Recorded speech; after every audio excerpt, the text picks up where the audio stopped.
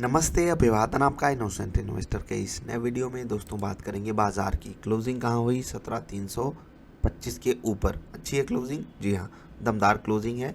एक important level था जिसके ऊपर बाजार ट्रेड करने आई और उसके बाद एक बार भी उस लेवल को तोड़ करके बाजार ने क्लोजिंग नहीं दिया और वो लेवल आपको एक्सप्लेन किया गया था। जो है कल की बाजार वाली वीडियो नहीं आई थी, लेकिन टेलीग्राम पे आपको अपडेट में बताया गया था।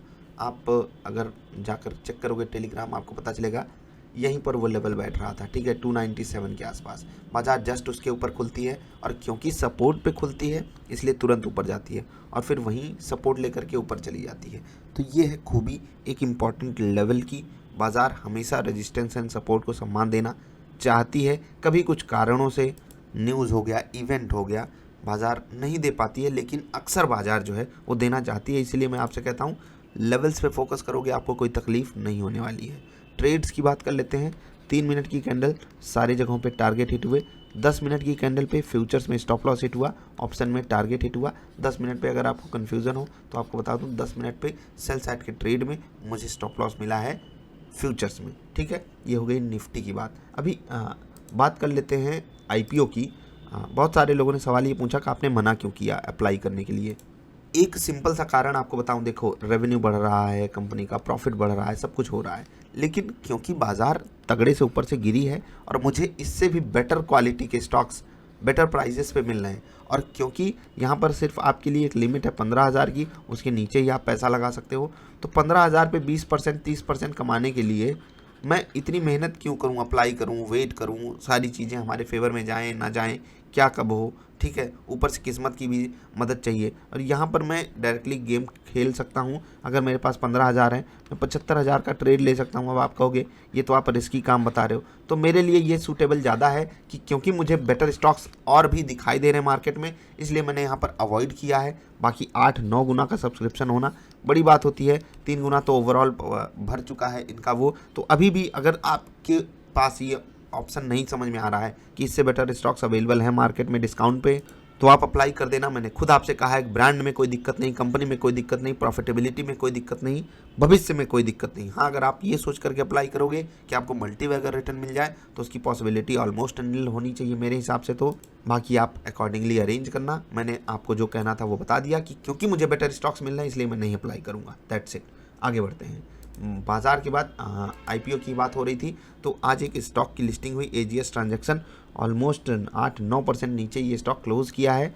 लिस्टिंग लगभग फ्लैट हुई थी जहां पर अप्लाई किया था आप लोगों ने, लेकिन उसके बाद इस स्टॉक में आई प्रॉफिट बुकिंग, लोगों ने अपने पैसे निकाले हैं और इसलिए ये स्टॉक थोड़ा सा नीचे आकर के ट्रेड कर रहा है। देखिए, यहाँ पर कंपनी में कोई इशू नहीं था, लेकिन बस वही है ना, कथनी करनी में फ़र्क था और उसी चीज़ को बाजार थोड़ा देखती है।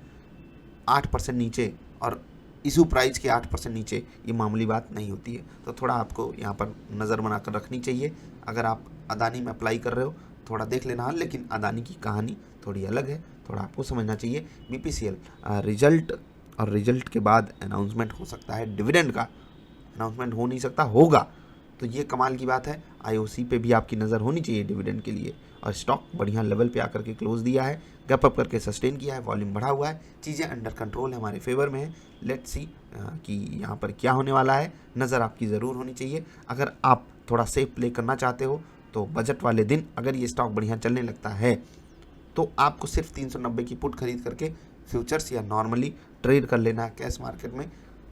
बेटर रिजल्ट्स ये स्टॉक आपको दे सकता है नॉर्मल सी पोजीशन के साथ। MMTC में न्यूज़ आई और यहाँ पर सवाल मेरे पास इतने ज़्यादा आ गए, मुझे नहीं पता सवाल इतने ज़्यादा क्यों आए।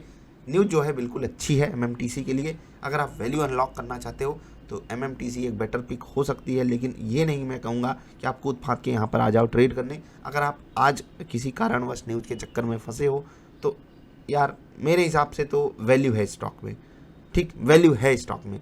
अब ट्रेडिंग के लिहाज से तो गड़बड़ बात है, लेकिन अगर आप सिर्फ वैल्यू के लिए वहाँ पर ढूंढने गए तो वो भी तो गड़बड़ बात है। ये आपको खुद से एडजस्ट करना होगा, आप किस चीज़ के पीछे भाग कर वहाँ पर गए थे। अगर ट्रेडिंग के लिहाज से गए थे तो एग्जिट बनता है, क्योंकि स्टॉक ने ट्रैप किया। VIP में बहुत बढ़िया ट्रेड हुआ आज और ऑलमोस्ट ये स्टॉक 7% ऊपर है, काफ़ी बढ़िया लेवल पे क्लोजिंग किया है। खुश हो गया मैं, क्योंकि ये स्टॉक पोर्टफोलियो का है। आपके लिए डिस्क्लेमर भी है, मैंने आपको कई बार ये स्टॉक बताया भी है। और सही लेवल पे आप इसको पकड़ भी सकते थे परफेक्टली। जो रिट्रेसमेंट लेवल्स होते हैं ना, जो फिबोनाची बताता है, इसलिए कहता हूँ फिबोनाची वाली वीडियो आपकी ज़ुबान पे होनी चाहिए, नज़र में होनी चाहिए, क्योंकि स्टॉक अगर उसके ऊपर चलने लगा तो मतलब ऐसा लगेगा ना कि आसान है, सच में चीज़ें आसान है करना। ठीक, तो बस यही सब बातें थी जो आपके साथ शेयर करनी थी। हाँ, निफ्टी ट्रेडर सेटअप पे बढ़िया दिन आज गया। एक थोड़ा सा वो रह गया ना, कसक रह गई, जो फ्यूचर्स वाला स्टॉप लॉस हिट हो गया, उसको मैं चाहता तो बचा लेता अगर एवरेजिंग में सही से किया होता। तो कभी कभी चीज़ें हमारे फेवर में नहीं जाती हैं, किस्मत हमारा साथ नहीं देती है, कोई बात नहीं।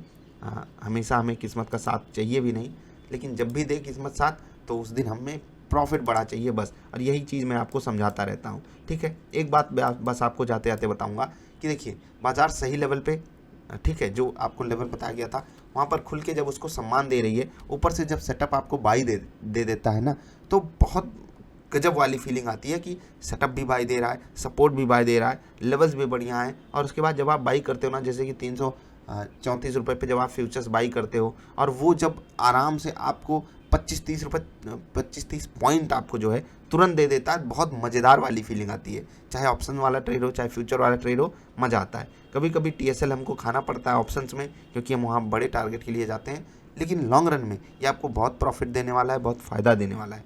तो इस पर आपका फोकस होना चाहिए। मैं TSL की बात कर रहा था, ठीक है, अदानी IPO, इसके ऊपर काफ़ी सवाल आए, MMTC पे सवाल आए, तो ये सब चीज़ें हाँ आप अपने हिसाब से एडजस्ट कीजिएगा। मुझे जो बताना था मैंने बता दिया। टॉप मूवर्स की बात करें, निफ्टी ने गजब की परफॉर्मेंस दिखाई आज IT स्टॉक्स के कारण। विप्रो देखिए, टेक महिंद्रा, इन्फोसिस सब बढ़िया चले हैं। टाटा मोटर्स आज बढ़िया चला, और यही है ना, लॉस दिखा सकती है कंपनी तगड़े से, उसके बाद भी क्या एक्सपेक्टेशन है इस स्टॉक से, कमाल की। खासकर जब से इन्होंने CNG व्हीकल्स लॉन्च किए हैं, मेरी भी उम्मीद इनसे काफ़ी बढ़ी है। लेट्स सी कि आगे कैसे ये उसको कन्वर्ट करते हैं शेयर होल्डर्स के हित के लिए। बजाज फिनसर्व बढ़िया चला, BPCL बढ़िया चला, ठीक है। गिरावट में इंडसइंड बैंक, यहाँ पर थोड़ी सी नेगेटिव न्यूज़ आई है। कोटक बैंक गिर गया। हैवी वेट जब गिरते हैं ना तो थोड़ा सा दिक्कत कर देते हैं, इसीलिए आप बैंक निफ्टी को देखिए। जबकि यहाँ पर AU बैंक बढ़िया चला, ठीक है, स्टेट बैंक बढ़िया चला, लेकिन इंडसइंड बैंक और कोटक महिंद्रा बैंक के कारण ये इंडेक्स अंडर परफॉर्म ही कर पाया निफ्टी को। 38,000 के नीचे ये क्लोज किया, थोड़ा ऊपर होता तो मज़ा आती, बाकी कोई बात नहीं। ओवरऑल बाजार के लिए दिन अच्छा था। आई होप आपके लिए भी दिन अच्छा गया होगा। पोर्टफोलियो ने अगर आपके जो पिछले 2-3 ट्रेडिंग सेशन है अच्छी से परफॉर्मेंस नहीं दी है ना निफ्टी के मुकाबले, तो मैं इतना ज़रूर कह सकता हूँ आपने कुछ ना कुछ घटिया स्टॉक या घटिया तरीके का पोर्टफोलियो बना करके रखा है। अब ये बात हो सकता है आपको कड़वी लग जाए, लेकिन एक बात समझिए, IT चल गया, काफ़ी उम्मीदें लोगों की IT से थी।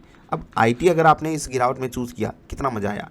बैंक्स भी चले हैं, आप बैंकों को दोष नहीं दे सकते। अगर आपने तरीके से बैंकों को पकड़ा है, वो भी स्टॉक्स चले हैं, और जिन भी स्टॉक्स में सही तरीके से पोजीशन बन रही थी वहाँ पर आपको बढ़िया मज़ा आया है।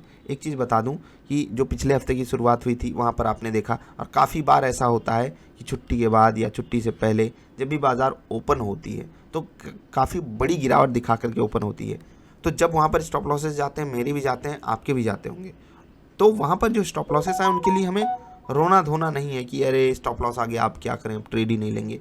आपको लॉ ऑफ एवरेजेस पे ही फोकस करना है, और जब तक आप एवरेज के सिनारियो पे फोकस नहीं करोगे, तकलीफ आप ही के साथ होने वाली है। याद रखिएगा, आप एक बुरे ट्रेड से बचने के लिए कई अच्छे ट्रेड मिस कर जाओगे, ये नहीं करना है आपको। बुरा ट्रेड आ गया, किस्मत थी, किस्मत भी जाने दीजिए, एवरेज था वो, एवरेज के सिनारियो हमेशा चलेगा। बस इतना याद रखना, हमेशा प्रॉफिट जब भी बाजार देना चाहेगी तैयार रहो, झोली खोल करके कि मुझे दीजिए, बड़ा प्रॉफिट चाहिए। जब लॉस देने आए, छोटी सी झोली ले लो, दे दीजिए, इसमें आपकी मेहरबानी, आपने हमको लॉस दिया, चलिए बस धन्यवाद। इस तरीके से आपको करना चाहिए। बाजार को डील करने का इससे बेटर इलाज अभी के सिनारियो में, खासकर नए लोगों के लिए तो बिल्कुल भी नहीं है, और मुझे लगता है ये आपकी बहुत मदद कर सकता है। इसीलिए मैं इस पर रोज़ फोकस देता हूँ, रोज़ फोकस देता हूँ। टेलीग्राम से जुड़ने के लिए इनोसेंट इन्वेस्टर आप सर्च कर सकते हो, वहाँ पर आपको इंट्राडे स्टॉक्स बताए गए थे कल, और जो है निफ्टी के important support and resistance levels भी बताए गए थे, जिन लेवल्स की बात मैं शुरुआत में और बीच में वीडियो में कर रहा था। अभी मैं आपसे विदा ले रहा हूँ, जल्दी मिलेंगे ढेर सारी अच्छी वाली वीडियोज़ में। कोई सवाल सुझाव बताइएगा। बजट वाली वीडियो इससे पहले मैंने डाली है, मन हो तो देख लेना। जल्दी मिलेंगे, नमस्कार।